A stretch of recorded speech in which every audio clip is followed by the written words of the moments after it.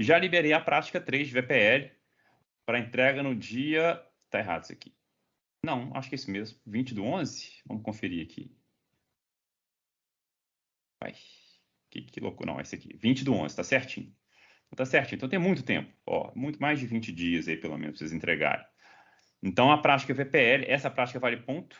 Então ela vale 1,5 e vai ser correção automática. A prova é nesse esquema. Então assim, é um treino muito bom para vocês para as provas, que vão ser no mesmo esquema dessa prática 3 aqui. Tá? Deixa eu ver se eu consigo clicar aqui. Deixa eu ver se como aluno já está liberado para mim. Que a gente já posso mostrar algumas coisinhas. Cadê? Então, o enunciado está tudo aqui, tá? Essa prática 3, ela é uma versão reduzida da prática 3 da disciplina, que inclusive tem as soluções, tá? Tem só um detalhe, que é essa daqui, deixa eu ver. Ah, não, essa aqui tá tudo tranquilo. Então, se vocês fizerem a versão do monitor, que eu tenho as soluções, né, para vocês, lá nos vídeos do monitor, vocês vão tirar total nessa prática aqui. É só entregar e tá resolvido. Mas então, assim, não tem, é mais para vocês treinarem o VPL mesmo, tá? É uma versão reduzida da prática 3. Então, alguns exercícios que estão lá não estão aqui. Então, clicando aqui, eu não troquei nenhum papel, mudar papel para aluno. Então, tá aqui as instruções. Quando vocês clicarem em editar, vão aparecer o nome do arquivo. Vocês podem colocar o arquivo que vocês quiserem, né? Então, vou colocar aqui prática 3.c. E aí está liberado o editor. Nesse editor, tem esse comandinho aqui. Então, deixa eu criar alguma coisinha aqui primeiro. Include stdio.h intmain. Na verdade, nem pode o intmain, tá? Tem alguns detalhes, vocês vão ver no vídeo que eu explico o que tem que fazer aqui. Vocês têm que colocar todas uma versão sintaticamente correta de todas as funções. Então, por exemplo, a primeira questão é essa aqui, ó, parte inteira. Então, ele tem que estar todo aqui, ó, Ctrl+C. Ah, não, Ctrl+V não está podendo, porque nessa prática não pode dar Ctrl+V, para treinar e escrever mesmo. Então, inteira, float x, que é uma versão sintaticamente correta da função parte inteira. Tá? Aí, salva. Vocês vão ter agora disponível esse botão avaliar.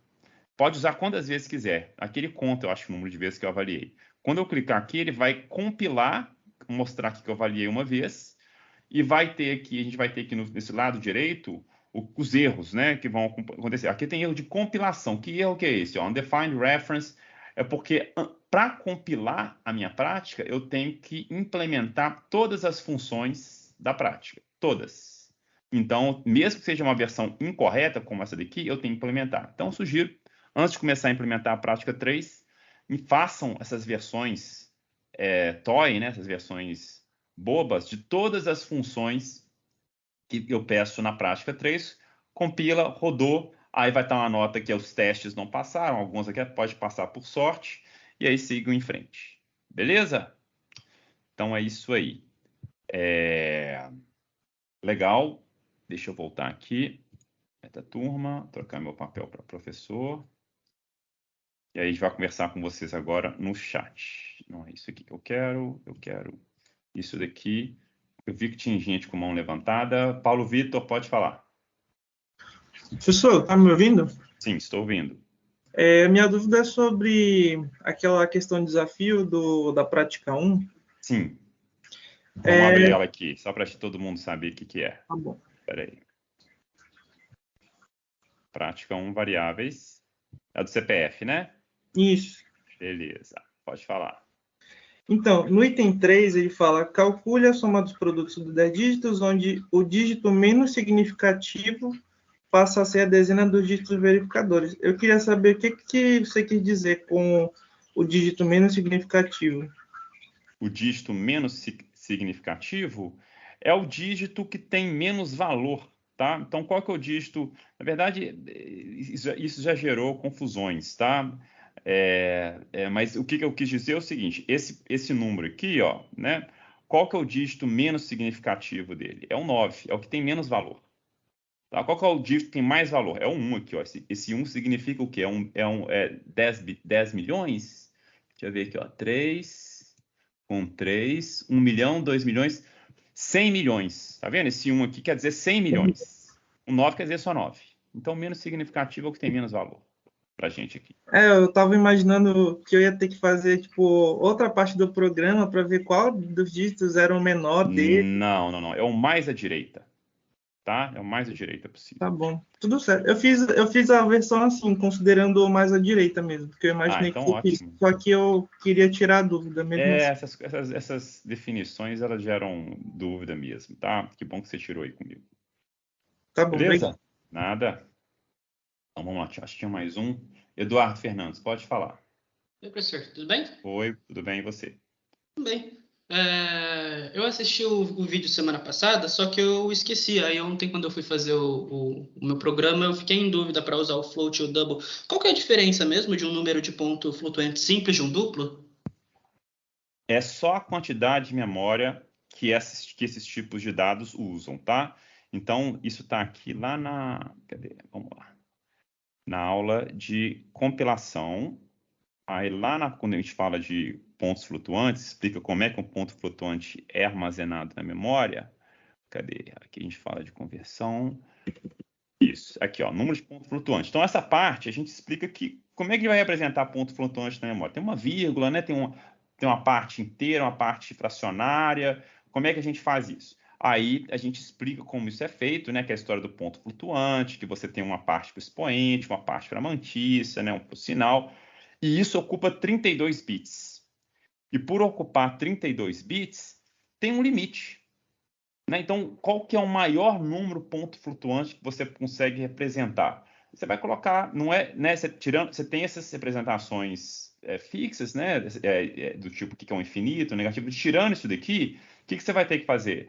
Você vai colocar todo um aqui, você vai colocar tudo um, exceto um zero aqui, se não me engano, tá? Você vai colocar um maior valor. Então, colocou tudo um, colocou zero aqui que é positivo, isso vai te dar um maior número ponto flutuante. Então, é como se fosse um número gigante elevado se não me engano, a 2 elevado a 126, que eu acho que é o maior expoente que você pode representar, uma coisa assim, tá? Porque ele está nessa notação de 127. Então, esse é o maior número, 2 elevado a 126, se não me engano é isso, ou 120, não, é 127, não sei, tá? 127, e o menor número é menos 126. Então, é um número bem pequenininho mesmo, 0,0000, um número bem pequenininho. Isso é a precisão que a gente tem com o ponto flutuante. A gente chega nesse número grandão, a gente chega nesse número pequenininho, e tem a mantissa também, né? Então, se eu quiser representar um número... Tá conseguindo ver minha tela? Branca? Assim, Tá, né? Então, um número elevado a 2 elevado a... Um número elevado, vezes 2 elevado a 126, né? Então, você tem um x aqui, vezes 2 elevado a 126. Então, isso aqui a gente está na base 2 aqui, então é mais difícil a gente visualizar, tá? Mas é como se eu tivesse, né, um número, na verdade vamos fazer o menos, que fica mais fácil, né? Um número, vírgula, aí 0, 0, 0, isso aqui em binário, tá? 0, ou então qualquer coisa, né? 0 ou 1 aqui, né? Isso aqui, 3 pontinhos aqui, até a casa 126. Aqui é a casa 1, né? O menos 1 aqui é o menos 126. Então é um número grandão, né? A gente tem um número muito grande. Só que eu não consigo representar todos esses zeros e uns que estão aqui. Por quê? Porque a minha mantissa, na hora que eu olho lá a representação em memória da minha mantissa, quantos bits que eu tenho para representar a mantissa? 23 bits só. Tá? Se eu tenho 23 bits só, então eu só consigo representar 23 desses 126 bits que estão aqui do lado depois da vírgula. Provavelmente esses mais significativos aqui, né? Deixa eu ver. Não, os menos significativos, tá? Então não dá para representar tudo, não dá para colocar todos os números. Igual é como se fosse o contrário, né? É como se eu tivesse também um número elevado, x, vou colocar um outro número aqui, ó, y vezes 2 elevado a 126. O que é esse número? É um número muito grande, né? Então, ele tem 1, 0, 1, 0, 0, 0, 1, né? 0. Ele tem aqui 126 casas, tá? 126 casas, porque ele é um número, né, gigantesco. Qual que é o problema? Eu não consigo ter toda essa precisão. Eu não consigo representar todos esses números. Eu tenho uma precisão, de novo, limitada aos 23 bits, tá? Então, esses outros bits que estão fora dos 23, porque eu tenho 126 aqui, tudo isso que está para cá, zero. Eu não tenho essa precisão. Para ilustrar, é como se eu tivesse um número muito grande no decimal. Vamos colocar um número muito grande no decimal. Tipo, esse número aqui, ó. 3, 1, 8, 4, 5, 9, 1, 0, 9, 2, 3, 4, 1, 8, 7. Estou indo embora, né? 5. Olha que número gigante. Esse aqui é um número gigantesco. Que eu tenho informação sobre tudo. Eu não sei dizer, né? Quinquilhões. O que é isso aqui? Mas eu tenho uma precisão que limita a minha representação de todos esses dígitos. Eu não consigo representar todos esses dígitos com os 23 da mantissa. Então, alguns desses dígitos não vão estar na mantissa, porque eu tenho um limite de 23 dígitos. E aí, esses dígitos aqui é como se fosse zero. Tá? Então, tem um limite de precisão que o ponto flutuante me dá. Então, em vez de apresentar um número completo, eu vou apresentar um número com esses dígitos aqui, beleza, mas aí a parte menos significativa do número eu não consigo representar, não tem bit para isso. Aí o que vem o double? Ah, não, o double você precisa de mais precisão. Né? Você precisa de mais precisão. Eu preciso realmente representar esses números aqui. Eu não posso colocar zero aqui ou zeros aqui. Eu preciso de mais precisão, além de um alcance maior também. Aí você precisa disso? Então a gente te dá o double. Tá? O double está aqui, ó, que é o de precisão dupla. Ele vai te dar 52 bits para a mantissa. Então, alguns daqueles zeros que eu sou obrigado a colocar no float, para números muito grandes ou muito pequenininhos, eu não preciso mais. Eu vou conseguir ter uma precisão com eles. E também, porque eu tenho 11 bits, aí meu limite aumenta também. Né? Ele vai aumentar. Em vez de ser 2 elevado a 126, né, eu vou ter um número maior. Tá? Provavelmente 2 elevado a 1024, alguma coisa assim. Beleza? Beleza. Então, na maioria das vezes, a gente vai usar float, porque, tipo, não vai precisar de um número muito, muito, muito grande. Pois é, isso foi perguntado para a gente na aula passada, né? Assim, usa o Tá. float, usa o double. Mas não tem problema se perguntar, não, tá? Que a gente está aqui Uhum. para conversar mesmo. Usa o double ou usa o float? Olha, nos nossos problemas, normalmente o float resolve, tá? Agora, por que eu vou usar float e não vou usar double? Eu estou preocupado realmente em economizar memória?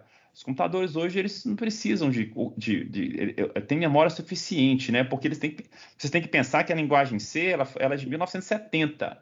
O meu primeiro computador, eu adquiri ele, né? Eu ganhei, na verdade, né? Eu era uma criança. Eu ganhei ele. Foi em 1990. Olha eu denunciando a minha idade, né? Mas tipo 1990 não sei, 5 talvez, sei lá. Tá? Mas foi por aí. Ele tinha 4 megabytes de RAM. Ele tinha 50 megabytes de HD, de disco rígido. E olha que era um computador moderno, quando os computadores já eram populares, já tinham os personal computers. Eram 486 DX250. Então, era porque era 50 MHz o processador dele. Então, era um computador bem rudimentar para o que a gente tem hoje. E como eu tinha só 4 MB de RAM, aí se eu faço um programa e troco o float para double, eu economizo memória. Eu tenho 4 MB só. Né? Se eu uso uma string grandinha, né? um vetor grande, trabalho com 10 mil números, float double dá uma diferença gigante na memória. Né? Então, por isso tem essa preocupação. Hoje em dia vai depender de qual dispositivo você vai estar usando. Se for seu laptop, seu desktop, algum servidor, né, não vai fazer tanta diferença. Se for um programa também tradicional, se for um sistema gigantesco, imagina você gerenciar, né, uma cloud da Amazon, da Oracle, gigante, com um tanto de dados, aí talvez faça diferença. Né? Então, para alguns casos, usar float. Então, vai depender da sua aplicação. Ah, não, estou programando para um drone. O drone tem pouca memória. Então, talvez faça diferença você usar um float. Ah, não, mas eu preciso de uma precisão maior. Então, talvez seja melhor usar um double. Tudo depende da aplicação, tá? No nosso caso, PDS-1 aqui, já garanto para vocês. não vai fazer diferença usar double e float, vocês que escolhem. Tá bom? Fechou. Valeu, professor. Nada. Legal. Rafael, pode perguntar. Boa noite, professor. Boa noite. Minha pergunta, na verdade, eu queria uma recomendação do senhor. Eu achei muito interessante essa parte sobre o ponto flutuante, né? Precisão simples, precisão dupla. Tem algum material ou alguma área, ou talvez alguma matéria que a gente vá ver futuramente, sei lá, no DCC, sobre isso mais aprofundadamente? Com certeza. Com Qual? certeza. Vou colocar aqui no chat para vocês. Ou teria também algum livro bacana que fale sobre esses detalhes assim? Ah, tá. De computadores. Tá? A matéria chama Organização de Computadores. Aí tem o livro, se você quiser entender como é que funciona, tem um livro de arquitetura de computadores. Tem dois autores famosos. Tem o Tannenbaum, que eu não vou escrever aqui para não cometer nenhuma gafe de errar, tá? E tem do Patterson também. Se você me mandar um e-mail, eu te passo o link direitinho desses livros. Tá? Então, assim, vocês no DCC vão... O DCC, na verdade, oferece essas matérias, tá? Tem OC1, OC2, se não me engano. E tinha disciplina de arquitetura de computadores, não sei se ainda tem, tá? Na pós, acho que não. Que era com o Claudio Honor que dava essa disciplina, não está aparecendo mais não. Mas era basicamente um OC1 e OC2 condensado. Então, com essas duas disciplinas, você vai aprender isso a fundo. Inclusive, você vai programar lá com assembly, com essas coisas todas. É bem baixo nível mesmo a programação. Tá? Então, eu tinha uma suspeita, né? Eu perguntei para confirmar. Eu tinha separado, eu fui pesquisar um pouco no Quora, ver o que o pessoal falava, e eu tinha separado o livro da Sarah Harris e do David Harris, e também do Patterson e do Hennessy. Eu só conheço o do Patterson, tá? Que eu li ele inteiro, porque eu fiz doutorado na UFMG e tinha uma prova de qualificação de arquitetura de computadores, que o material era esse livro. Então, eu te falo que o livro é muito bom mesmo, tá? Muito didático. Eu gostei, pelo menos. Não é a minha área, tá, Rafael? Assim, de tudo que eu aprendi em computação, isso é o que eu menos gosto. Então, eu não enveredei muito para essa área. Eu li o que eu tinha que ler mesmo, tá? Mas eu sei que o livro do Patterson é muito bom. Tem um professor, o Omar, que você pode conversar com ele também, que ele gosta muito disso. Então assim, ele é um bom contato para você mandar um e-mail e falar assim, me dá algum material, eu queria me aprofundar um pouco mais. Inclusive, deve ter lido tudo desses livros, deve conhecer bem, pode, inclusive, te dar dicas de qual que é o melhor material, tá? Mas é dentro desse meio. Organização de computadores, arquitetura de computadores, tá? Tá bom. Agora, outra dúvida rapidinho. Claro. Sobre a prática 1. O senhor pode Sim, ler? Claro. O primeiro, na verdade, assim, eu estava vendo as aulas, né? E não sei se eu perdi algum ponto, mas a gente viu sobre strings, assim, algum...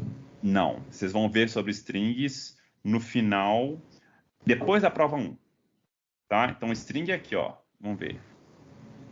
Strings, ó. No dia 30/11, a gente vai aprender o que é uma string e como é que a gente vai manipular a string. Então, assim, embora alguns... É da 1, exercício 1. Exercício 1, né? Esse exercício, ele parece difícil, mas ele é fácil, tá? Quer ver? Eu posso até fazer ele aqui rapidinho para você, ó, que não tem muito mistério, não. Vou abrir o C Compiler online, que aí eu não preciso compilar ele aqui. Ó, então, como é que eu escrevo o meu nome? Meu nome é esse cara aqui, né? Ó, vou colocar Pedro só.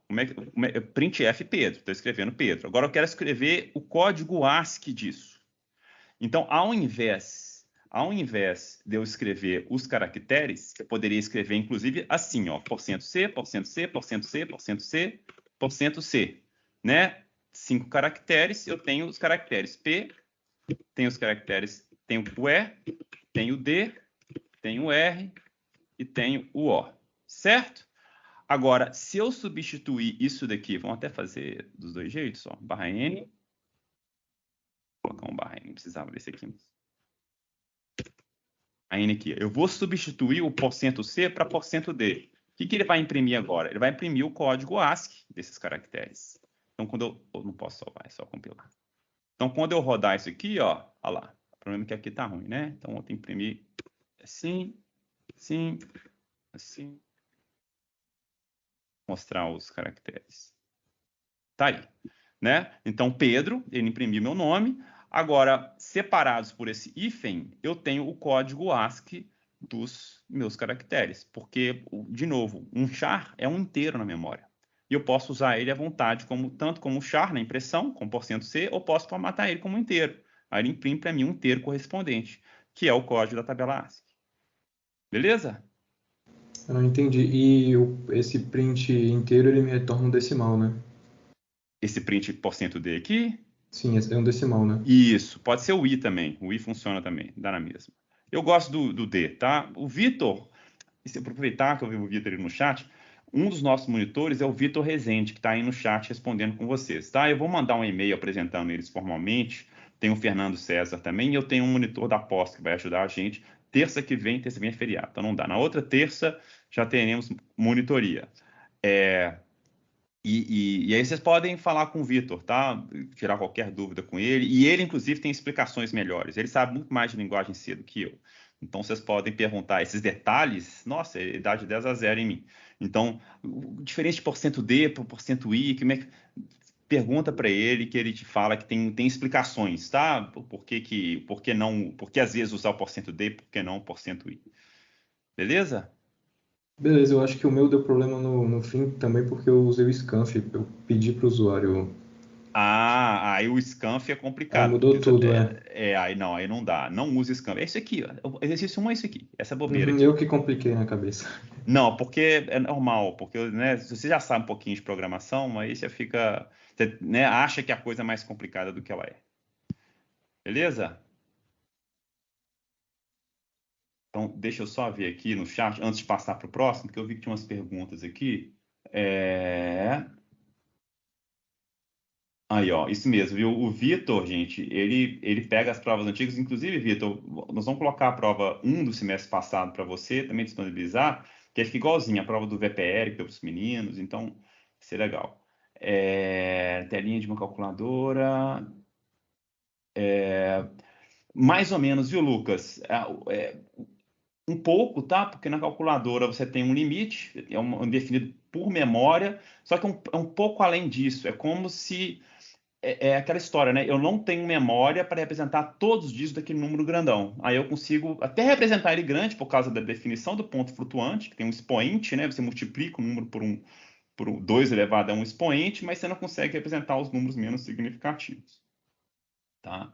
A minha pós é basicamente em análise de dados, tá, João Pedro? É mineração de dados, data science, um pouco de machine learning, tá? Assim, é basicamente isso, tá? Se quiser, você manda um e-mail, porque eu te aponto para algumas coisas que eu fiz na pós.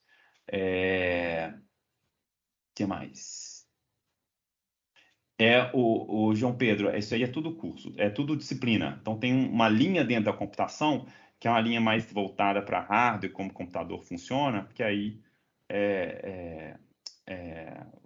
tem algumas disciplinas para oferecer, né? Antes tinha também software básico, tá? Um pouco na interseção da parte de baixo nível, como de alto nível, tem a disciplina de sistemas operacionais, que é muito legal.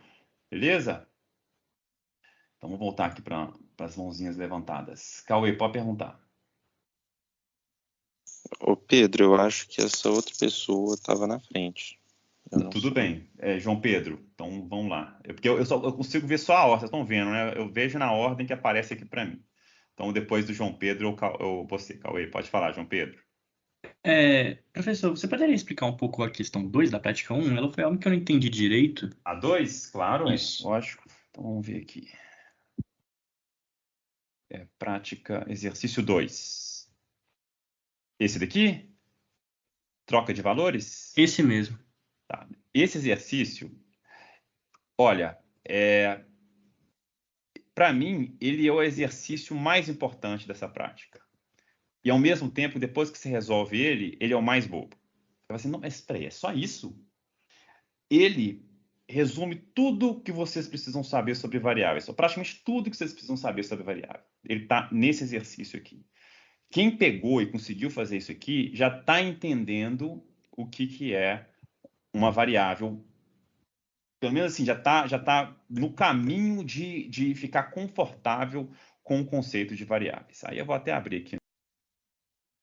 Deixa eu só fechar todos, exceto esta. Não, beleza. Arquivo, salvar como. Deixa eu colar, extrair, PDS1. Prática 1, estes 2.c. Beleza. Então, o que a gente pediu para vocês? Um programador, ele escreveu essa coisa daqui, né? E a gente pode... E ele inverteu, né, os valores das variáveis. Então, o pi, ele está falando que o pi é esse cara daqui, enquanto que o pi é esse. Ele está falando que o Euler é esse daqui, né? É o A, quanto é o B. E eu quero alterar, eu quero consertar esse código sem mexer. Eu não quero vir aqui e falar assim, não, float B, float A, resolve, né? Mas não é isso que eu quero fazer. Eu não posso fazer isso. E, claro, assim, é idiota, tá? Mas eu como exercício, a gente não vai poder fazer isso. Então, qual que é a ideia? Eu tenho que trabalhar em algum ponto aqui desse código, pode ser aqui também, né? Mas tudo indica que vai ser nessa parte aqui. Eu tenho que escrever algumas coisas para acertar. O que eu quero no final das contas? Então, vamos desenhar. Sem desenhar é melhor. E já vou dar a ideia para vocês da memória, né? De variável em memória. Então, na minha memória, eu tenho um endereço 1 aqui. Nesse endereço 1, eu tenho um espaço para guardar valores. E eu criei uma variável A. Essa variável A que eu criei, ela foi associada automaticamente, né? Vamos supor, isso é tudo feito de forma transparente, a essa porção da memória. Então, sempre que eu usar A aqui, eu estou trabalhando com essa parte da memória daqui. E aí, o que a gente fez? Usou uma operação de atribuição para colocar nesse espaço de memória um número π. Esquece o resto, tá? Vamos colocar só para facilitar. Um número π. Então, isso que a atribuição fez. A recebe 3.14, quer dizer, na verdade, que armazena na memória, lá no endereço que foi associado com A, o valor 3.14. Foi isso que foi feito. E também eu tenho o B. O B, ele está em um outro endereço. Vamos, só para simplificar, colocar aqui no E2. Tá? Lá na memória também tem um endereço de memória, uma porção lá que é identificada por esse endereço. E aí eu armazenei outro valor. Eu armazenei o 2.71. Tá? Seria 72 se eu arredondasse, mas vamos ignorar isso aqui. Pronto, 2.71. Esse aí é o nosso B. Então, o B foi automaticamente associado com esse endereço 2 aqui. Tudo de forma transparente. Legal. Então, o que eu preciso fazer? Eu preciso, de alguma forma, eu preciso fazer com que esse printf, quando a gente imprime B aqui, eu não posso colocar mais printf. Eu tenho que manter esses printfs aí, nem posso alterar eles. Comentar, não posso fazer nada. Eu tenho que fazer o quê? Quando eu for imprimir B, eu tenho que... O π tem que ser igual a esse valor que está aqui. Mas o valor que está aqui é A. Então, né? E quando eu for imprimir o Euler, né? Ele está mandando imprimir o A, 3.14. Não, eu tenho que imprimir esse daqui que está de baixo. Então, na verdade, o que eu tenho que fazer é inverter, né? Eu tenho que trocar esses valores. Eu tenho que trocar esses valores. Qual que é o problema? O problema é, se eu venho aqui e faço A recebe B, né? Eu posso fazer isso, né? A recebe B. E outra coisa que eu também fiz de propósito para vocês, é que vocês não podem escrever as constantes, né? Vocês não podem chegar aqui e colocar A recebe 2.71828. Não pode, né? Justamente para vocês treinarem essa história, manipular só variáveis. Se eu fizer A recebe B, o que vai acontecer? Eu estou falando assim, armazena no endereço de A, armazena no endereço lá que A faz acesso, o valor que está armazenado em B. O que ele ia fazer? Ele ia trocar isso aqui por 2.71. Legal. Aí, quando eu for imprimir o A, Euler, o que ele vai imprimir? Euler recebe o que está em A. O que está em A agora, né? Nessa linha do tempo que é o nosso programa. Começou aqui, depois teve esse comando, né? Vamos ignorar isso aqui por enquanto, eu imprimi o Euler. O que tem lá em A agora? Ó, 2,71. Eu troquei o valor que estava lá. Qual que é o problema? O problema é que se eu... legal, então deixa eu fazer o resto aqui. Deixa eu fazer agora o B recebe A. Vou trocar, né? Aí eu consigo fazer essa setinha verde aqui, trocar os dois. Mas se eu fizer o B recebe A, o que tem em A? 2,71. Então eu perdi nessa linha do tempo. Pensa sempre que um tempo, né? Tem um tempo, instruções sendo executadas sequencialmente e alterando o estado da memória. O estado da memória antes dessa instrução daqui, ele era 3.14, 2.71. Eu executei essa instrução, o estado da memória mudou. O 3.14 que estava aqui passou a ser 2.71. Aí, quando eu vou executar a próxima, o que é o A? O A é 2.71. Eu tento guardar 2.71 em A, em B, não quer dizer nada, né? Eu perdi o 3.14. Então, o que eu posso fazer? Antes de eu alterar o estado, desse estado aqui da variável, né? Antes de eu fazer isso aqui, A recebe B, e perdeu 3.14, qual que é a ideia? A ideia é eu criar uma variável auxiliar. Vamos criar aqui esse nome vocês vão usar bastante, aux. Vamos criar uma variável auxiliar, que vai ser apontada para qualquer outro endereço. Vamos colocar um outro endereço aqui, E4, tá? E aí, o que a gente faz? Antes de apagar esse 3.14 aqui, eu venho e salvo o 3.14 aqui. Coloco o 3.14 aqui. Né? Porque aí, então, o que eu vou fazer antes, né, dessa etapa daqui? Vai ficar bem apertado, né? Mas vamos fazer assim, ó. A gente pode fazer um float,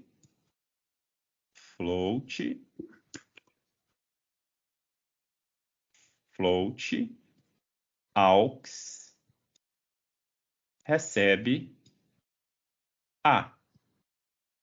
Quando eu faço essa operação, e nota que eu estou colocando apertado aqui justamente porque tem que ser antes dessa operação A recebe B. Né? Float aux recebe A. O que vai acontecer? Vai acontecer essa seta daqui.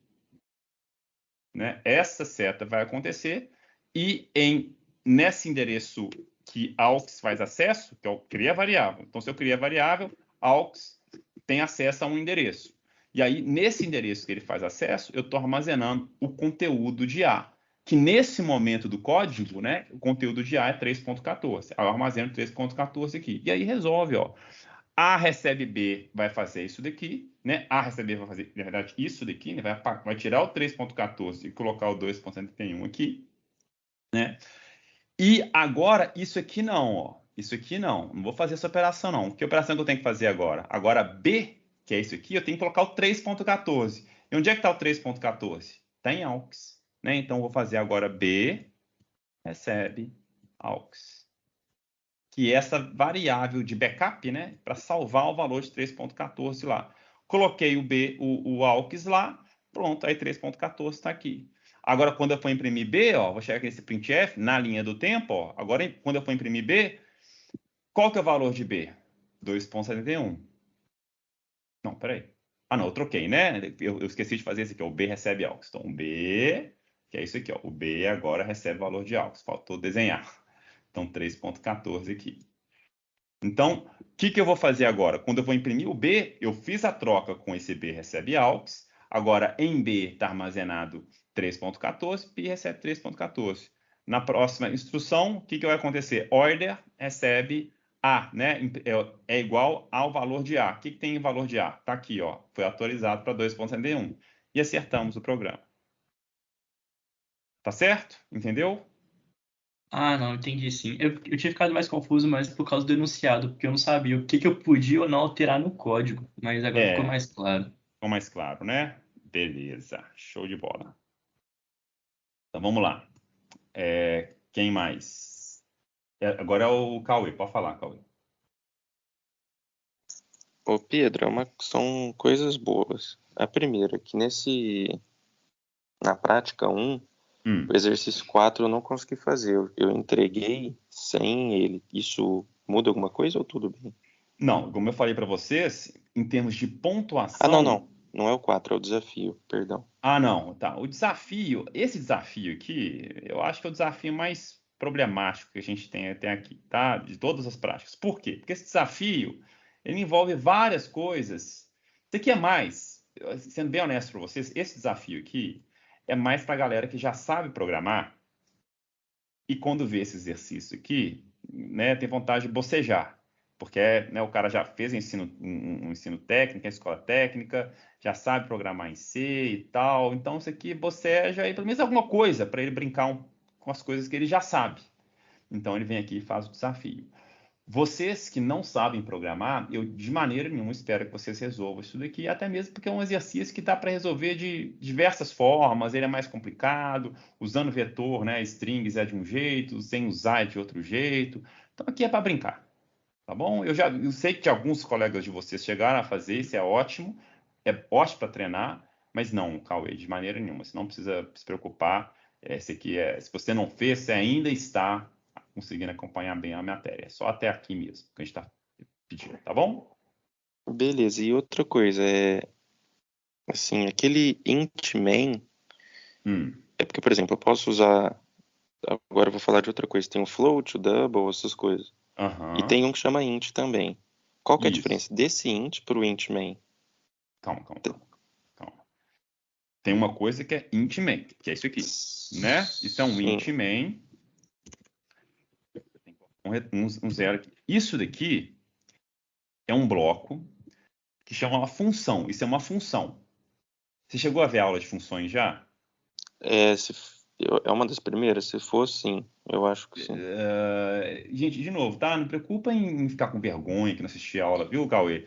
Não, eu assisti muita até coisa. 5. Eu não sei só se Vamos ver qual que é a aula de funções. Não, tá vendo? É a 7, 8 e 9. Tá. Não, tá bom? Aí vai ficar mais claro para você. Porque isso daqui, esse bloco aqui, é o que a gente chama de uma função. É um bloco de código, tá? Que tem um nome. Então, esse bloco chama main.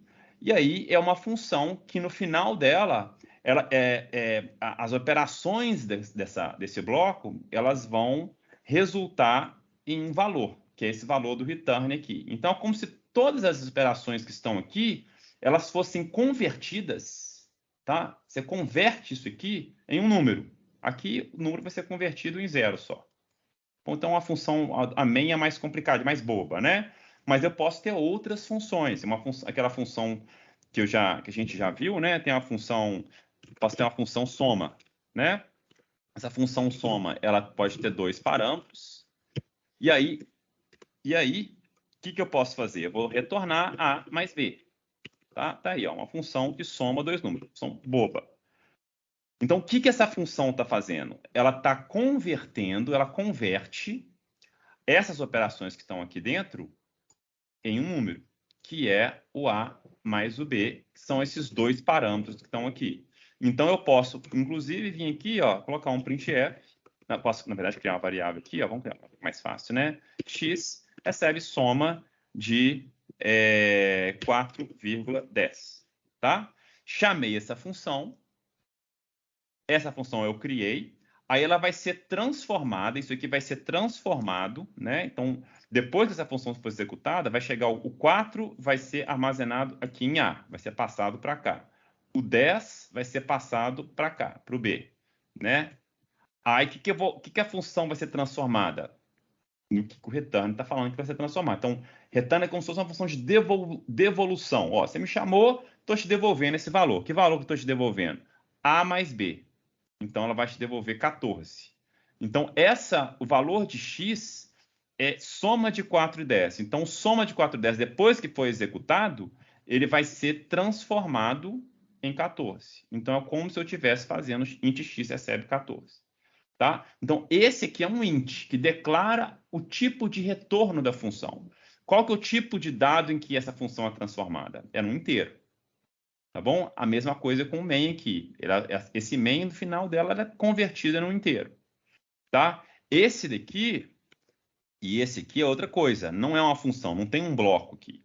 É uma variável. Então, estou declarando um espaço na memória em que eu armazeno um ponto flutuante ou armazeno um inteiro. Percebe a diferença?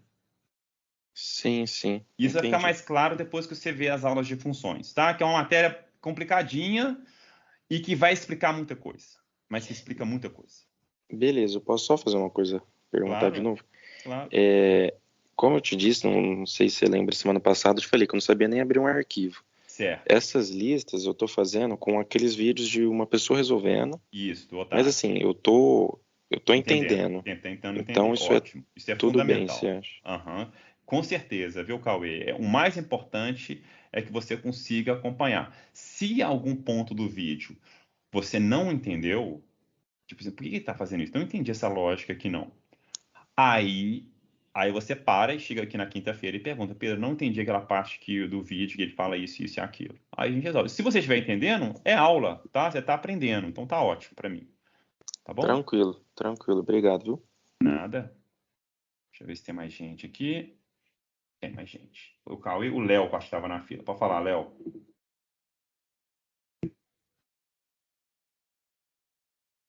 Oi, tá me ouvindo? Tô, agora sim. Aí, beleza. Então, eu tive uma dúvida no exercício 2. Eu não entendi aquele arquivo .o. Tipo assim, eu entendi que é para implementar as funções. Peraí. Exercício 2 de qual prática? É dessa próxima aí. Dessa próxima eu? É o próximo exercício aí. Esse é o exercício 1, aí embaixo dele tem o exercício 2. É isso aqui?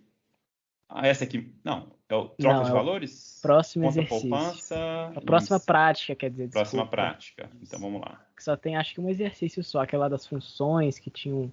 Prática 2 funções. Beleza. Tá. Isso aqui. É, isso aí. Show. Tipo assim, eu fiz uma biblioteca com as funções já implementadas. Perfeito. Aí eu olhei no exercício aí e falou que tinha que botar só o cabeçalho da função na biblioteca e implementar essas funções em outro arquivo .c. Para criar aquele arquivo .o lá com as funções, para implementar as funções. Tem alguma diferença? Dá algum problema se implementar direto na biblioteca? Isso eu queria perguntar. Não, pois é, o que eu estou ensinando... Então calma. Então vamos lá, deixa eu... Vamos desenhar. Eu fiz a .h com as funções inteiras já. Ó, aqui a gente vai ter um arquivo que é o prática 2.c. Tá? Nesse prática 2.c, eu vou dar um include, tá? No nosso estatísticas, né? .h. Bom, e aqui vai ter um main. Isso. Eu vou usar as funções, tá bom? Então, não vou implementar nada certo aqui, não. Aqui tem um outro arquivo, que é o estatísticas.h. Tá? Aí, nesse estatísticas.h, eu vou ter uma dessas funções. Vamos ver se eu consigo copiar aqui rápido. É a Cauchy com... Cadê? É o Cauchy com um int, com um float, né? Então, cadê ela? Então, vai ter o estatística.h, float, Cauchy, float x. Tá? Tem só o cabeçalho das funções. E aí, eu tenho aqui o estatísticas.c.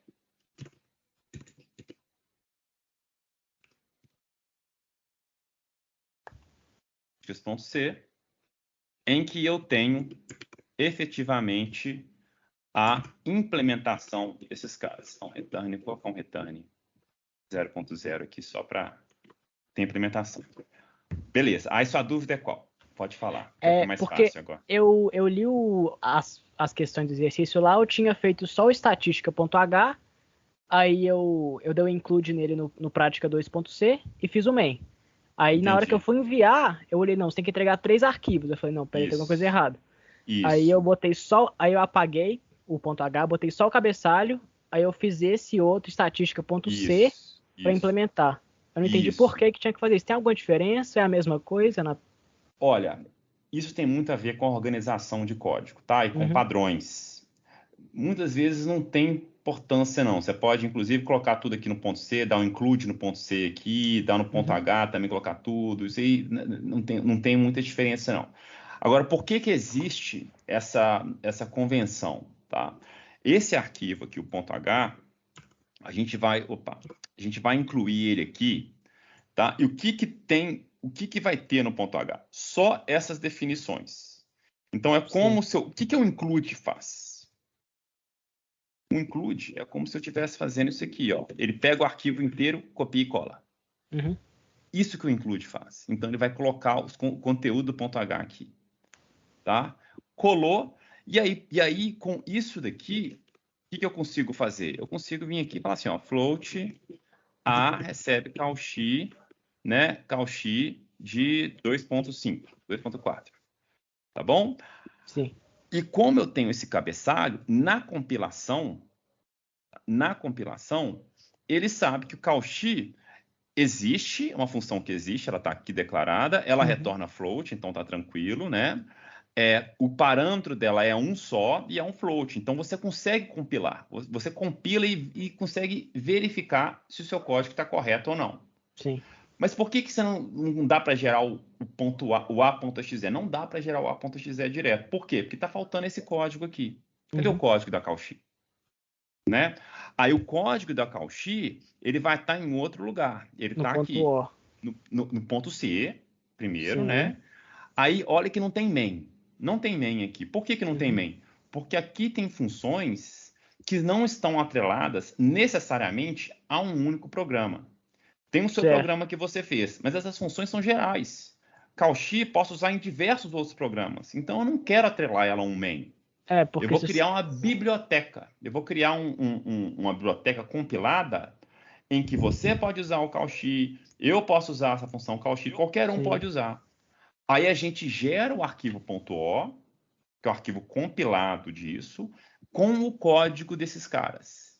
E aí, lembra daquele processo? Cadê? Deixa eu abrir a aula. Se você botar direto no .h, você inutiliza a biblioteca para qualquer outra coisa, eu acho. Isso, exatamente. Peraí, calma, deixa eu só... Não é que você inutiliza, você limita, né, o uso dela. É isso. Então, olha esse processo aqui de compilação, que aí essa coisa que fica um pouco meio esquisita quando a gente passa para vocês, ó. Que é isso aqui? Aqui é o programa fonte seu. Então aqui, ó, tem o prática 2.c, né? Você incluiu o seu estatística.h aqui, ele compilou e gerou o programa objeto. Tá? É como se fosse o prática 2.o, só que você não precisa enxergar esse negócio não, tá? Então ele gera o binário. Você não vê isso aqui, tá? Mas é como se fosse um prat 2.o, que é o binário do seu programa fonte. Só que o que ele precisa? Aqui, nesse momento, ele está usando a função... a função cauchy. Onde é que está a função cauchy? Ela está aqui, ó. Está no ponto O. Isso, no estatística.o que a gente gerou lá. Aí existe esse processo de ligação que vai fazer o quê? Olha, essas chamadas para cauchy que estavam no seu programa aqui, elas vão ser ligadas para o código.o que está no estatística.o, que você compilou. Aí ele cria essa ligação para você. E gera o programa completo, aí sim, o A.exe, com o O do seu estatística e com o O, que na verdade você não enxerga, tá? Do seu prat 2.c. Tá bom? E aí a ideia, viu, Léo, com esses 3 arquivos, é você praticar esse fluxo inteiro. Sim. Tá bom? Fazer biblioteca e implementar a biblioteca em outro lugar. Em outro lugar, aí você pode testar em outros programas, tá? Então é mais didático. Na prática, se você quiser, você pode colocar tudo no mesmo arquivo, você pode, né, misturar, colocar tudo no .h, mas assim, é uma melhor convenção isso aqui. E além de tudo, o .h fica um arquivo menor, só com os cabeçalhos, você evita os detalhes de programação. Quando você dá include, né, ele copia o código inteiro. Então, se você tivesse colocado o código inteiro aqui no seu .h, ele ia copiar o código inteiro para cá. Agora, imagina você copiar o código inteiro da math.h com todas as implementações. Esse programa fica gigante. Fica gigantesco. Só o .h da math já é gigante. Imagina quantas implementações. E sendo que você vai usar só a função sqrt. Né? Então tem umas questões importantes aí por trás dessa escolha de 3 arquivos, tá bom? Sim, certo. E outra coisinha aqui, se você, tipo, você cria um float dentro da função, na parte de cima ali, onde está int soma ali, sim. Aí, você cria um float aí, dentro da função. Isso. Tem como você chamar isso no int main? Tipo assim, esse valor x que você criou aí, tem como você chamar isso no main? Não. Ou não? Ele só fica aí? É só para operar mesmo. Isso aí tem um negócio que também está nas aulas de funções que chamam escopo, tá? Escopo da função. Escopo da variável. Tá? Só pode usar a variável dentro da própria função. O que é o escopo da variável? É o espaço que a variável está viva no código. Então, primeira coisa, essa região antes da declaração da variável não pode, não existe a variável. A única coisa que você pode tirar disso aí para o main é o return, né? Isso, a única... Isso é ótima pergunta, tá, Léo? Código, eu faço até tem um resuminho. Os códigos, eles são isso aqui, na verdade, tá? São esses fluxos aqui, ó.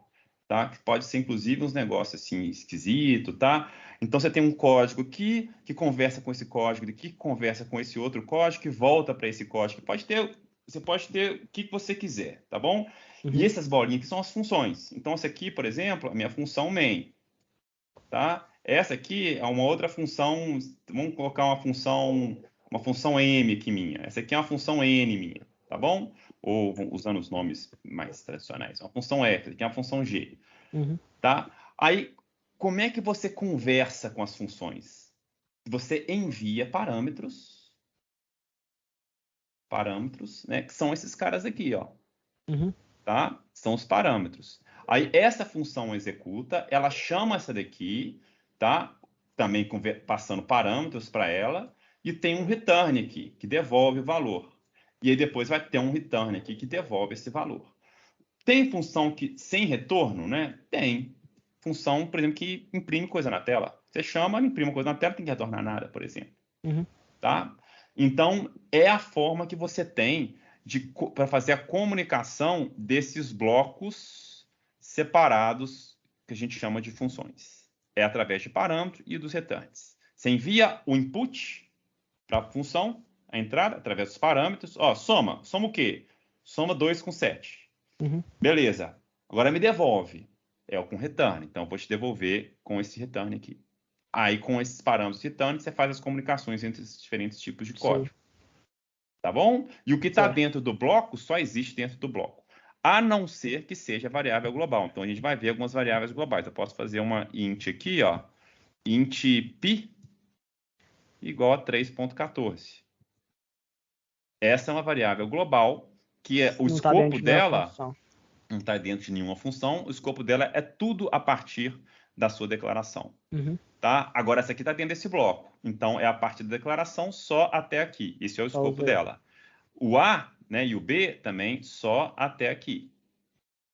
Beleza? Esse X aqui ele não usa, ele também é só até aqui.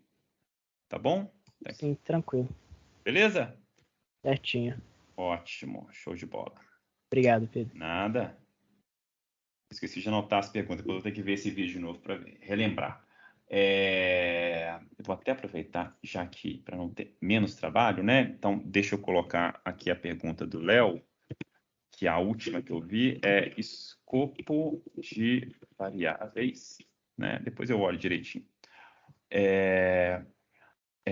Na verdade, gente, se vocês puderem mandar no chat, quem fez pergunta para mim, vai me ajudar, hein? Quem fez pergunta para mim, coloca no chat aí, por favor, as perguntas que vocês fizeram, só porque aí eu poder colocar na descrição do vídeo, fica melhor do que vídeo de dúvidas, 1h50, você tem que ver o vídeo inteiro. Não, aí você tem lá uma descrição, pelo menos, com o que é coberto nesse vídeo. Então, vamos lá, Brendo, pode falar. Professor, talvez seja algo meio idiota, mas é que ficou enchendo meu saco ontem. Sim. Eu estava em cal com alguns amigos da sala fazendo o meu código do desafio da prática 1. E eu estava reclamando com eles que o meu código não funcionava, sendo que estava certo. Aí eu fiquei discutindo lá e eu estava bravo, porque eu tinha certeza que estava certo. Mas o valor dava, tipo, algo totalmente absurdo. Aí, É o do CPF. Isso, é do CPF. Alguém tinha sugerido, tenta no VPL, porque às vezes lá dá certo. Eu falei, mas não faz sentido, por que lá vai dar aqui não? Acho que não faz. Aí eu tentei lá e deu certo. Lá funcionou. Aí eu fiquei, por quê? Eu só copiei e colei lá, por quê? E depois eu troquei pro Linux, porque eu sei que o VPL roda em Linux, e no Linux rodou também. Também. Você tem alguma explicação? Sem ver seu código, eu não tenho explicação nenhuma. Mas deixa eu te perguntar. o erro era porque alguns CPFs funcionavam e outros não, ou nenhum CPF funcionava no Windows e no Linux funcionava todos? O erro estava quando eu trabalhava com os números, especificamente na parte de divisão. Para mim pegar os dígitos de CPF, eu estava dividindo por 10. Eu pegar dígito por dígito com o resto de módulo. Sim. E sempre que eu dividia por 10, no VPL ela dava certo, porque ele ia dividindo, tirando um dígito por vez. Só que no Windows, ele pulava todos e dava tudo errado, sem nem explicar. Para todos os CPFs você testava ou você testou Todos os só com CPFs, até números aleatórios que eu testava. Olha, eu acho que é problema de long. Você declarou o CPF como int? Sim. É por isso, o CPF tem 11 dígitos, tem que ser long. Perfeito. Essa que era a minha suspeita também, Vitor, obrigado. Teve um aluno que teve o mesmo problema, ele conversou comigo no chat, que para alguns CPFs ele não funcionava. Aí eu fui ver o CPF, é um CPF muito longo, que estourava o limite. Então, quando faz o seguinte, troca os seus tipos do CPF, em vez de int, pode colocar long, pode até colocar o tipo maior, que é esse tipo que eu vou colocar no chat aqui para vocês. Esse aqui, ó. Long, o maior. Nós vamos ver uma prática com isso. É um unsigned long, tá? Então, unsigned é como se fosse um int grandão, tá? Que não tem nenhum número negativo. Sim, eu testei com isso aí também. Mas você tem que imprimir ele corretamente. Você tem que imprimir ele com LLU. Você não pode imprimir ele com eu fiz porcento isso dele. também. E funcionou? E não funcionou? Não. Putz. Então... Você leu com LLU também? Sim. Agora eu lembrei. Sim, também. Eu troquei tudo para LLU. Então faz o seguinte. Coloca seu código lá no fórum de discussão do Moodle. Estreia aquele fórum para nós lá. Nós vamos tentar ver qual é o problema no Windows. Ok. Tá? Faz isso pra gente, porque, né, assim, não existe bruxaria. Então, alguma coisa está fazendo o negócio não funcionar no Windows. Vamos descobrir o que é. Por isso que eu fiquei indignado, porque não faz sentido. Faz sentido. A gente não sabe só a razão pela qual não funciona, mas tem algum sentido. Pode ficar tranquilo. Tá bom? Vai ser bacana, nós vamos descobrir. Nós vamos escovar a bit aí e descobrir por que isso está acontecendo. Tá bom? Ok. Beleza. Então, coloca lá no fórum do Moodle para nós, por favor. E aí eu, o Vitor, qualquer um pode tentar brincar e descobrir o motivo. Tá bom? Ok. Pedro Lourenço, pode falar. O Cauê estava na minha frente. Quando eu levantei a mão, ele já estava de mão levantada. Mas o Cauê ele fez algumas perguntas, né, Cauê, para nós. Vamos deixar os outros. Aí eu volto para ele. Depois tem o Lucas, aí eu volto para o Cauê de novo. Pode crer. Beleza? Então, eu fui fazer hoje a prática 1, a prática 2. Certo, de funções.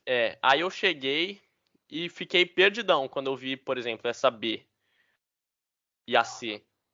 Perdidão. Será que você poderia, fazer, só começar assim, só para me dar uma luz? Claro. Porque eu fiquei perdidaço. Então nós vamos tentar entender a razão de você estar perdidaço. O que te assustou? Qual que é a diferença da A para B que você achou complicado? É o beta e o mu que te assustou ou não? O beta, o mu, aquilo ali é o número de Euler, Isso, então vamos lá. Vamos tentar decodificar esse negócio. Eu não entendi se era para, na função, você cria a função e no código da função, né, você já escrever essa equação aí do lado.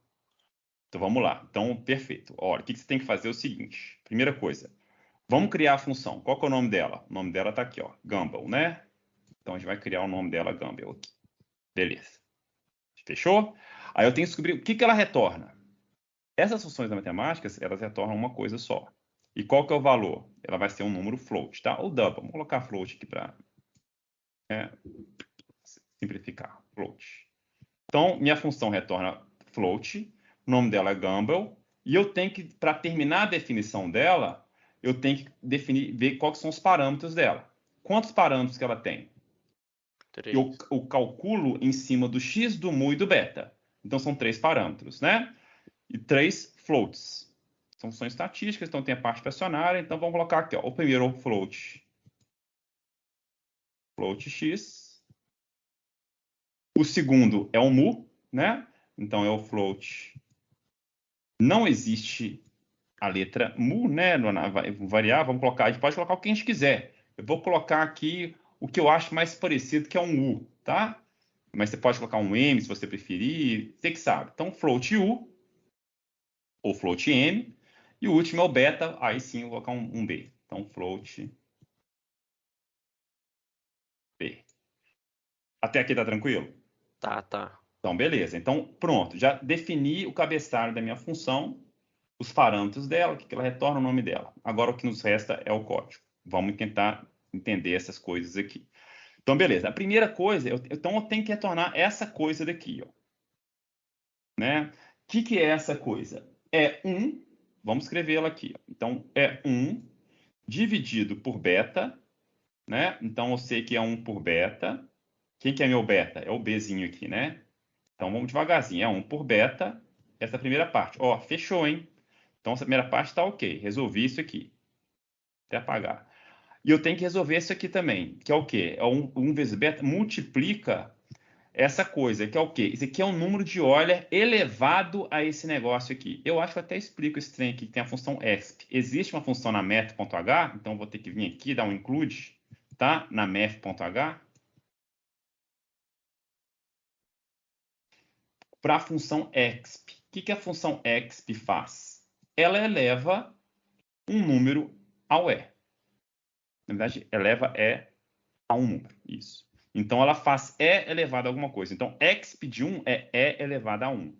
Então, exp dessa coisa daqui é E elevado a essa coisa. E que coisa que é essa? É menos, vamos colocar um menos aqui, abre parênteses, fecha parênteses aqui, e eu coloco esse negócio.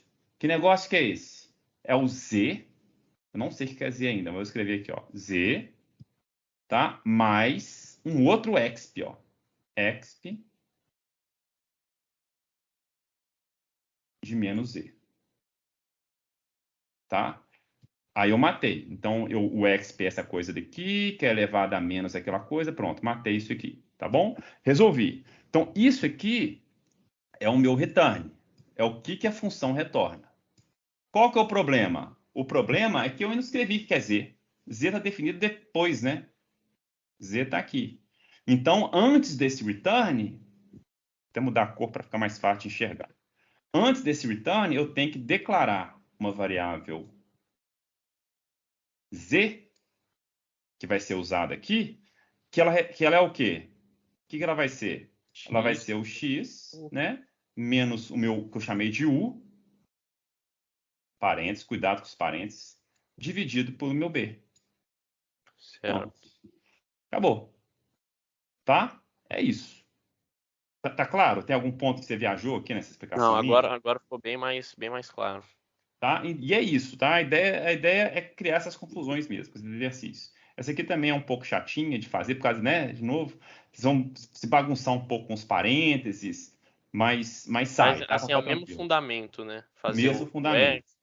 Entendi. Exatamente. Aqui tem exatamente o exp aqui de novo. E o módulo? Como O que faz? módulo, boa pergunta. O módulo tem duas funções. Tem a função na math.h, a ABS. Então, a ABS de menos 3, ela vai te dar 3, tá? É o valor absoluto de menos 3 é 3. E tem a função FABS, tá? FABS. Qual que é a diferença?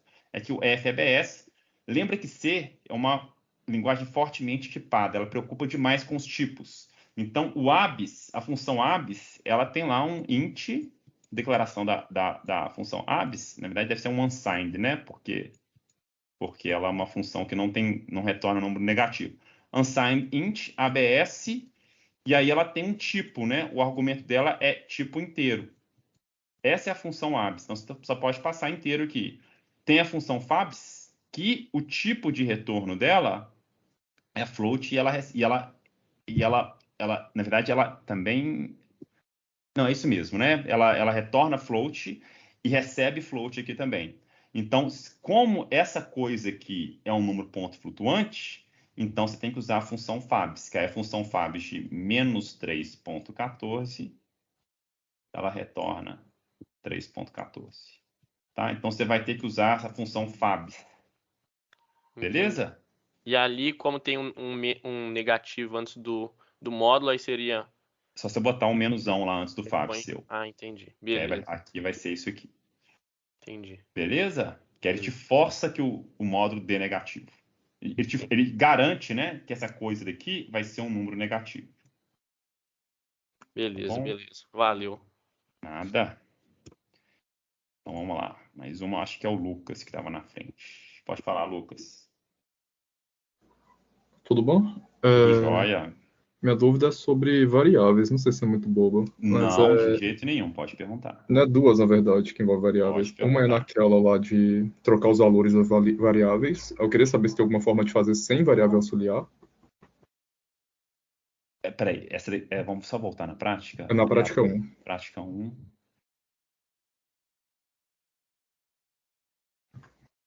Então, essa daqui, né? Isso. Sem variável auxiliar. Aham. Olha, eu sou muito reticente para falar que as coisas não, só pode fazer assim, tá? Eu queimo a língua. Mas o que eu posso te falar, eu não consigo visualizar isso aqui sendo feito sem variável auxiliar, não. Pelo menos da maneira que eu defini esse problema, que você não pode mudar a constante, né? O que dá para fazer é uma gambiarra gigante, tá? Que, ó, isso é coisa maravilhosa para hacker de prova e hacker de exercício, esses caras que sempre pegam o professor, conseguem fazer, né? Então, né, eu fazia um pouco disso, eu confesso. Então, olha só, se eu vir aqui na calculadora e ficar, porque eu tô falando que eu não posso usar novamente essas constantes, não é isso? Mas nada impede que eu use o 3.1415 menos 2,71828, que é esse cara daqui, e aí na hora que eu vou imprimir o número π, eu faça B, né? Cadê a calculadora? Faça, em vez de imprimir B, né? Eu venho aqui e faça P recebe P mais 0,42331. Aí o B vira o π, não é isso? Aí, olha, tá vendo? Dá para fazer, mas olha que coisa tosca, né? E aí a mesma coisa eu posso fazer para o A. A recebe A menos 0,42331. E aí eu consigo. Eu recupero o A vira o 2,718, o B vira o 3,14, e aí eu não usei variável auxiliar. Não faz sentido? Faz sentido. Mas é um hack, bom né? Jeito. É um hackzinho, né? Mas não é a ideia do exercício. Eu acho que a ideia do exercício é justamente tentar brincar com a variável auxiliar, tá? Isso aqui é tosco, principalmente porque se o professor é mala e lá no teste VPL ele troca isso aqui para outros valores, né? 10 e 12, isso aqui não funciona mais. A não ser que você venha aqui e faça, né? Ah, não, aí eu vou criar um... Aí você faz a fórmula, né? Aí você faz assim, um float, diff, né? Recebe o A menos o B. Só que aí quem que é esse cara aqui? A variável auxiliar. Uhum. Né? Então aí todo aquele propósito já acaba. Mas você entendeu? Programação é isso. Por isso que eu falei na apresentação, programação é um pouco de arte, com criatividade. Existem 1 bilhão de soluções para o mesmo problema. É só ter um pouco de criatividade mesmo, tá bom? Então assim, a gente tenta passar para vocês as soluções mais usuais, que são as caixas de ferramentas, as engrenagens mais usuais, mas tem espaço, eu sei muito bem disso, eu corrijo provas de vocês, para soluções mais bizarras e malucas possíveis, tá bom? E a outra dúvida mesmo... Sim. Pode falar. Não, pode falar. Era sobre esse exercício também, tipo, nele você consegue perceber claramente que, nesse caso, as variáveis fazem a cópia do valor da outra. Isso. E tem algum caso em C que ela não faz a cópia e só referencia o local de memória da outra variável? Nós vamos ver isso, já está aqui, ó. Eu adoro essa parte da matéria, tá? Tem muita gente que adora também. Tem muita gente que odeia. Tem gente que tem trauma, que treme, tem pesadelos com essa parte da matéria. Eu gosto bastante. E para tentar facilitar a vida de vocês, eu tento passar isso logo de cara. Vocês estão aprendendo programação, vocês já vão ver essas coisas para ver que é uma bobagem, tá? Então, no vídeo no 10, 11, 12, que está aqui programado para a semana que vem, vocês vão ver exatamente isso, tá? Porque essa parte, vocês vão trabalhar com a memória em si, com os endereços, com as referências, tá? No primeiro momento vai parecer, pô, mas para que isso serve? Eu até tento colocar um exercício que serve mais ou menos, tá? Mas isso vai ficando mais claro à medida que o curso anda. E aí, até um ponto em que a linguagem C não faz sentido sem esses conceitos de ponteiro que a gente vai ver aqui. A linguagem C só funciona por causa de ponteiro. Só é boa porque tem ponteiro. Se não tivesse ponteiro, seria uma linguagem completamente obsoleta, tá? Mas como tem ponteiro, ela é uma linguagem mágica, é uma linguagem que você pega o seu computador e você tem controle total sobre os recursos dele, de memória, né? Você pode alocar 1 tera de memória, né? Com uma linha de código. Então, é aquela coisa. Então, ela fica muito poderosa, tá? Quando você tem com esses ponteiros, que é o que vocês vão ver na semana que vem, tá? Tudo bem. Beleza. Obrigado. Nada. Então, agora é o Cauê. Não, é o Lucas na frente, né, Lucas? Eu já falei. Você que tá falando, tá vendo? Eu me perco. Desculpa, viu, Lucas? Então, Cauê, pode falar de novo. Aí depois tem o Pedro e o Brendo. Pedro, é uma coisa rapidinha. Quando Sim. você usa o float, eu vi em alguns vídeos, tipo, o cara põe lá B, C, cria 3 e depois ele pula uma linha e cria outro float. Tem necessidade disso ou é por organização? Tipo, se eu colocar tudo na mesma linha. Não tem necessidade nenhuma, tá? A linguagem C, na verdade, tem duas coisas, né? Você pode colocar tudo na mesma linha aqui, um C, né? Um B, um D, o que for. Um B não pode mais, você já declarou, tá? E vai embora, né? Pode colocar tudo na mesma linha, ou então você pode colocar um ponto e vírgula e criar uma nova declaração de float. Isso aí, gente, é gosto pessoal, é a maneira que você vai organizar seu código. E vocês vão ver, né? Vocês podem conversar com o Vitor aí também. À medida que a gente vai ficando mais proficiente em programação, a organização do código, ela se torna um aspecto fundamental dele. Então, uma coisa desanimadora é você escrever um código gigante que você está dominando, você está vendo a Matrix. Então, onde é que é o que vocês estão fazendo no Allegro, por exemplo, tá? Vocês vão ver aquele código grande, vocês vão ver a Matrix. Ah, tá na linha 18. Ah, isso aqui faz isso, aqui faz aquilo. Agora, se o código não for bem organizado, passou um mês, você volta nele, tem que estudar o código. Não lembra, o que é isso aqui mesmo? O que é essa variável? Tem a variável aqui, AUX, AUX1, AUX2, AUX3, o que esses negócios fazem?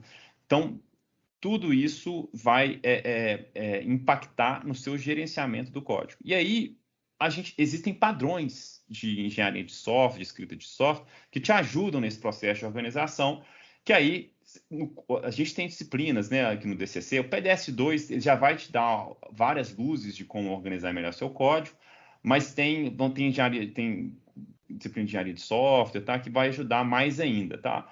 Então são coisas que vocês vão ter que preocupar. E desde, tipo assim, notação de nome de função, tudo isso ajuda a organizar o código e vai ajudar você a manter o código, tá bom? Mas na linguagem C, você pode, inclusive, colocar tudo na mesma linha. Se você for bem maluco, masoquista, você pode fazer essas funções assim, ó. O soma funciona assim, tá? E de forma mais tosca ainda, você pode fazer assim, ó. Aí, ó. Esse aqui é um código que compila, que roda e vai embora. Ó que coisa tosca. Quem que vai conseguir gerenciar esse negócio aqui? Então tudo isso, Cauê, é maneira de organizar o seu código, né? Normalmente a gente não gosta de deixar linhas muito longas, então por isso você faz as quebras. Normalmente você cria, não, vou criar aqui um bloco para coordenadas, esse bloco são as cores, aquele bloco lá são os objetos, sei lá. Então você organiza essas declarações também por tipos de variáveis, por classes de variáveis, tá? Então é coisa que você vai pegando com maturidade. Beleza? Entendi. Uma coisa rapidinha. Eu acho que isso nunca vai acontecer, mas, por exemplo, chegar uma semana que eu não tenho dúvida. Essa aula aqui eu nem precisaria entrar, então. Ou é algo que... Pois é, essa aula aqui é completamente facultativa. Você pode... Tá. Mas note que você me pergunta em toda a aula. Sim. Mas tem um tanto de gente que não pergunta. Por quê? Porque, né, eu faria isso também. Se eu tivesse disponibilidade, às vezes vale a pena você entrar, porque você, né, a dúvida de um colega seu é uma dúvida que você nem chegou a pensar. né? Então, o cara perguntou, realmente, eu não sei disso aqui não. Aí você pega a explicação e você fica caladinho, mas, né? Ou então você assiste a aula depois. Então, é uma aula de monitoria, uma aula de dúvidas mesmo, tá? Para esclarecer dúvidas, que às vezes a dúvida do outro você pode aprender com ela, né? E vale a pena você participar da aula, tá bom? Mas é totalmente facultativa. Eu nunca vou passar matéria nova aqui, a não ser que a aluno pergunte, aí eu vou lá igual eu falei aqui de funções, falei de escopo, porque muita gente às vezes não viu o vídeo ainda. Bom? Perfeito, obrigado. Nada. Pedro, pode falar.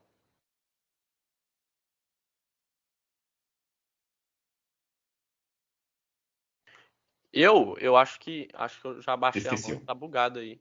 Ah, não, porque para mim tá aparecendo aqui. Não, beleza, fechou, não tem problema não. Brendo? Ops, desculpa interromper de novo. Não, que isso aí, imagina. Eu descobri o que era. Eu tava iniciando o meu array errado. Você tá fazendo array já. Você tá mexendo com array. Ah, não. Então, array ou vetor, como preferir. Entendi. Eu tava iniciando com um 0 entre colchetes. Só que aí ele tava dando erro de memória.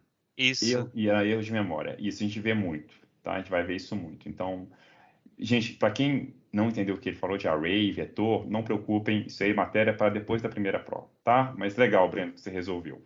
E que bom, né, que não precisou colocar um vetor lá e assustar todo mundo lá no fórum. Então tá bom. Eu acho que acabamos, né? Tem mais ninguém com mão levantada. Deixa eu dar uma corrida aqui no chat para ver se tem alguma pergunta. Bom que o Vitor sempre responde aí também. Putz, chat gigante. Ótimo que vocês ficam conversando. Gente, então, como o chat é gigante, eu não vou ler tudo, não. Principalmente vendo que o Vitor está respondendo. Se quiserem responder, perguntar alguma coisa agora, né? Eu olho aqui no chat e tento responder, tá? Mas eu não vou voltar para cá, não. Ainda mais que o Vitor está interagindo bem com vocês, tá? Mas eu concordo um pouco com o Vitor, tá? Hoje em dia, assim, esses livros, né? Aprenda C++, né? Então, a enciclopédia do C, aí você pega aquele livro lá gigante. Esses livros não são didáticos. O livro lá do André Bax, eu já acho legal, porque é um livro de um curso. Então, você lê do começo ao fim, você tem lá uma matéria com os exemplos. Então, você vê agora, essas enciclopédias gigantes, elas são manuais de referência. Então, se você vai debulhar demais a linguagem, pode ser que funcione. Já sabe a linguagem? Legal, funciona. E às vezes pode não funcionar, porque é um livro que se perde no tempo. Então, daqui a 10 anos, o livro vai servir para muita coisa, vai ter muita coisa desatualizada. Então, tem que tomar cuidado com essas coisas também, tá bom? Gente, então é isso, né? Encerramos um pouquinho mais cedo hoje. Eu vou disparar o e-mail da monitoria. Semana que vem não tem monitoria, mas vocês estão vendo aí que o Vitor é bem ativo, tá? Ele responde bastante, então no fórum de discussão ele está sempre respondendo. Podem procurar ele, podem encher meu saco, continuar enchendo meu saco também, né? Não tem problema nenhum, eu sempre tento responder todo mundo. Temos mais 2 monitores, e aí nesse e-mail eu passo o contato, como é que vai funcionar essa dinâmica de monitoria, tá bom? Rafael, pode falar. Professor, esse e-mail, se eu vou mandar só para os matriculados na matéria, é porque eu não tô, eu mandei o e-mail para o senhor pedindo para entrar e eu tô no Moodle, né? Você está no Moodle? Tô no Moodle. Ah, não. As minhas comunicações são feitas pelo Teams e pelo Moodle. Normalmente eu faço as duas, tá? Escrevo primeiro no Moodle, que você tem acesso, não tem, Rafael? Tenho. Então você vai ver lá no fórum de avisos, eu vou postar lá, tá? E vou postar também aqui no Teams. Aí eu copio e colo a mensagem aqui no Teams, porque aí fica com essa redundância. Beleza? Só mais uma pergunta rapidinho. Eu Claro. terminei os exercícios do meu professor, aí eu estou fazendo do senhor. Provavelmente eu vou terminar rapidinho.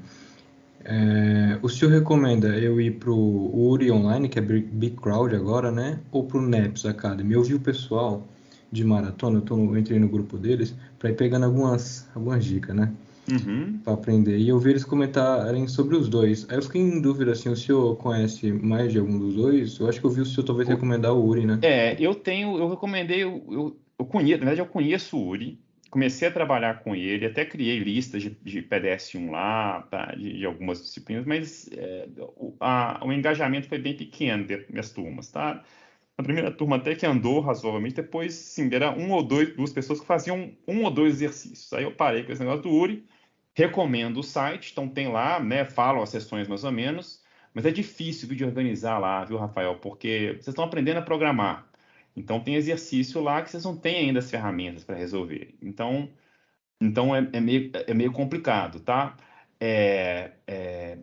Qual que é o outro que você falou? NEPS Academy.